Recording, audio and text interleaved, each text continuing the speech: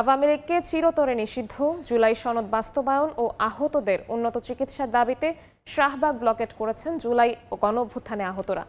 কোন দলের ব্যানারে জুলাইকে হারিয়ে যেতে দিতে চান না বলে জানান তারা। বলেন, আহতরা বেঁচে থাকতে আওয়ামী লীগ এবং তাদের দোসরদের কোনো ক্রমেই পুনর্বাসন করতে দেওয়া হবে না।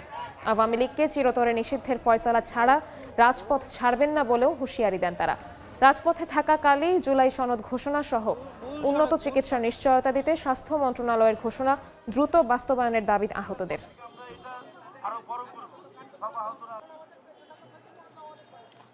কালকে যে সরকার কর্তৃক সিদ্ধান্ত আসছে, এই সিদ্ধান্তে আমরা সন্তুষ্ট না। আমরা সামরিক সময়ের জন্য আওয়ামী লীগ নিষিদ্ধ চাই না। আমরা চাই এই যে জঙ্গি গণহত্যাকারী দল আজীবনের জন্য নিষিদ্ধ। যতক্ষণ আওয়ামী লীগ চিরতরে নিষিদ্ধ না করা হবে, যতক্ষণ জুলাই সনদটা না দেওয়া হবে, ততক্ষণ রাজপথে থাকবে এই আহত এবং শহীদ পরিবার। আমরা অবস্থান কর্মসূচিটা চলমান রেখেছি এবং সেটা অনির্দিষ্টকালের জন্য আমরা চলমান রেখেছি। এই মুহূর্তে শাহবাগে আছেন সহকর্মী শফিকুজ্জামান রুবেল, সরাসরি যাচ্ছি তার কাছে। আওয়ামী লীগের দলগতভাবে নিষিদ্ধ সহ 3 দফা দাবিতে কিন্তু সকাল থেকে আমরা দেখছি শাহবাগে জুলাই আন্দোলনে আহতরা কিন্তু অবস্থান করছে এবং ব্লকেট কর্মসূচি পালন করছেন তারা।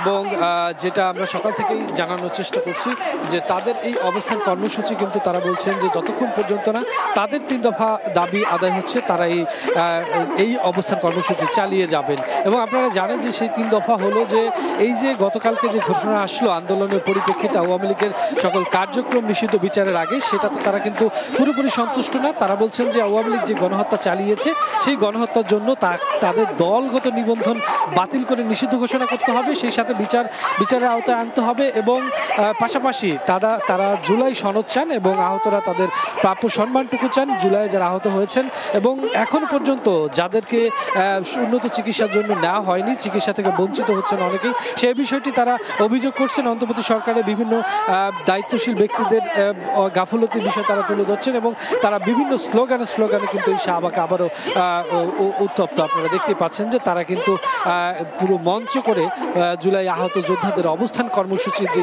ব্যানার দেখতে পাচ্ছেন সেই ব্যানারের মঞ্চ করে কিন্তু তারা এখানে অবস্থান করছেন। তাদের সাথে আমরা দেখছি যে এর আশেপাশে যে বিভিন্ন হসপিটালে চিকিৎসাধীন আহতরা ছিল তারা কিন্তু এখানে অবস্থান করছেন। তারা কিছুক্ষণ পরপরই স্লোগান দিচ্ছেন যে এই যে ঘোষণা আসলো সেই ঘোষণায় তারা সন্তুষ্ট না। তাদের দাবি আওয়ামী লীগকে দলগতভাবে পুরোপুরি নিষিদ্ধ না হওয়া পর্যন্ত তারা কিন্তু এই অবস্থান কর্মসূচি চালিয়ে যাবেন। পুরো শাহবাগ এলাকা কিন্তু এর মধ্যেই স্থবির, যান চলাচল বন্ধ রয়েছে। সব মিলিয়ে এই ছিল শাহবাগ থেকে।